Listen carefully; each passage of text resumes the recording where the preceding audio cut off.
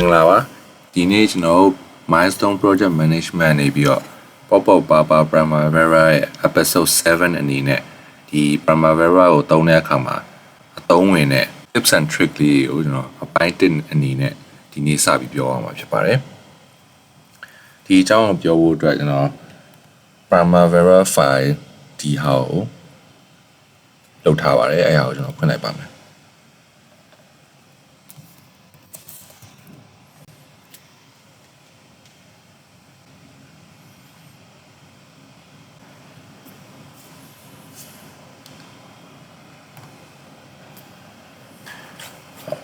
အဲ့လို next နှိပ်လိုက်တဲ့အခါမှာဒီဟာလေးတက်လာပါတယ်သူ့ရဲ့ version က20ပေါ့နော်သူ့ရဲ့ version ကကျွန်တော်အခုသုံးနေတဲ့ version တက်မြင်းတဲ့ file ဖြစ်နေတယ်ပေါ့နော်အဲ့တော့ကျွန်တော်တို့လုပ်တဲ့အခါမှာတခြားလူရှိကနေပြီးတော့ schedule ဒီတစ်ခါတလေယူရတတ်တယ်ပေါ့နော်အဲ့ဒီအခါမှာသူသုံးတဲ့ software version ကကိုသုံးတဲ့ software ထက်သူက version မြင့်နေတဲ့အခါမျိုးကြရင်ကိုယ့်ရဲ့ set ထဲမှာဖွင့်မရတာမျိုးဖြစ်တတ်တယ်ပေါ့နော်အဲ့လိုခါကြရင်ဘယ်လိုလုပ်မလဲဆိုရဲ trick လေးကိုအရင်ဆုံးကျွန်တော်စပြီးပြောရမှာဖြစ်ပါတယ်။တော့အရင်ဆုံးဒါလေးကိုပြန်ပိတ်လိုက်ပါမယ်။ခုနကဒီ file ကိုပဲ notepad နဲ့ဖွင့်ပါမယ်။ notepad နဲ့ဖွင့်တဲ့အခါကျရင်ဒီလိုမျိုးပေါ်လာပါလိမ့်မယ်။အဲ့ဒီအခါမှာပထမဆုံး line မှာ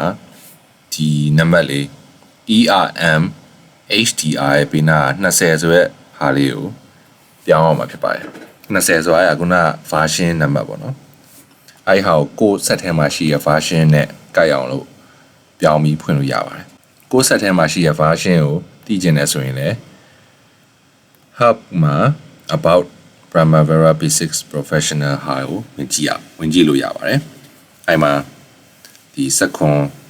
1.3ညဆိုတဲ့ဟာဒါကို version မှာအဲ့ထက်နှိမ့်ပြီးတော့လည်းပြောင်းလို့ရပါတယ်နော်အဲ့ဆိုရင်အခုဒီနံပါတ်ကိုပြောင်းလိုက်ပါမယ် notepad မှာဒီမှာပြောင်းလိုက်ပါမယ်ပြီးရင်အဲ့ဒါကို save လုပ်ပြီးတော့ပိတ်လိုက်ပါမယ်ပြီးရင်ဒီ file ကိုပြန်ပြီးဖွင့်ပါမယ်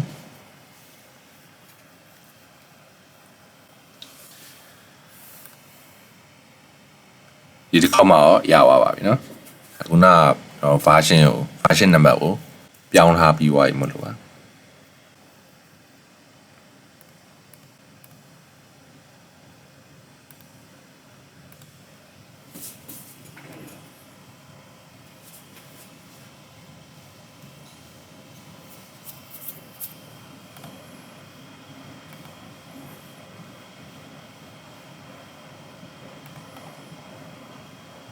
အဲ့ဆိုရပါပြီကျွန်တော်ဒီနေ့ episode မှာနောက်ထပ် trick တစ်ခုပြချင်တာကတော့တစ်ခုကိုအများကြီးပြောင်းအောင်မယ်ပေါ့နော်ဒီ schedule တစ်ခုမှာအမှားတစ်ခုပါသွားတယ်ဒါမှမဟုတ်တစ်ခုပြောင်းရမယ်အချိန်မှာအများကြီးလိုက်ပြောင်းနေဖို့တစ်ခုချင်းစီကိုလိုက်ပြီးပြောင်းနေဖို့ကအချိန်ကုန်တယ်ပေါ့နော်အဲ့အတွက် tips လေးရှိပါတယ်အဲ့ဒါကြောင့်ဒီ tools တွေက global chain မှာဥပမာကျွန်တော်ဒီ super structure ရဲ့ calendar ကဒီ project တစ်ခုလုံးရဲ့ calendar က7/24ပေါ့နော်အဲ့အောင်မှာကျွန်တော် super structure ရဲ့ calendar ကိုပဲပြောင်းကျင်တယ်ပေါ့နော်5 to 10ပြောင်းကျင်တယ်ဆိုရင်ဒီ global change နဲ့ပြောင်းလို့ရပါတယ် add new နှိပ်ပြီးတော့ပထမ parameter if parameter is ဒါပေါ့နော်အကယ်၍ activity id က id မှာ str ဆိုတာပါနေမယ်ဆိုရင်and ပါနေခဲ့မယ်ဆိုရင်သူ့ရဲ့ calendar ရဲ့ value က510ထားပြီးပါဆိုပြီးတော့ပြောင်းလို့ရပါတယ်အဲ့မှာကျွန်တော် okay နှိပ်ပြီးတော့ apply change လုပ်လိုက်မယ်ဆိုရင်ဒီ structure activity ရဲ့ calendar ပြောင်းအောင်ပါပေါ့နော်အဲ့တော့ဒီမှာသူ့ရဲ့ report တွေထွက်တယ်ပေါ့နော်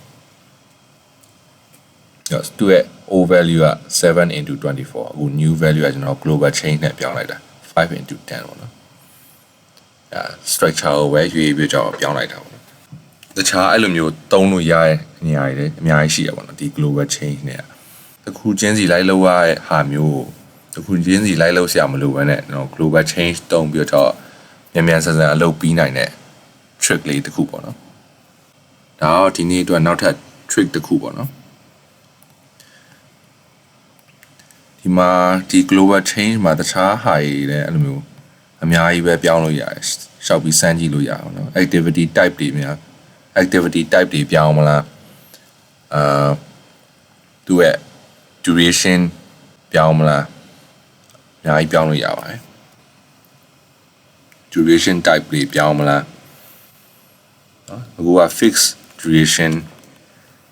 duration and unit ပေါ့နော်အဲ့အောင်မှ fixed unit ပြောင်းမလားအဲ့လိုမျိုးအကုန်ပြောင်းလို့ရပါတယ်ဒီမှာဒီပတ်ရဲ့ဒီ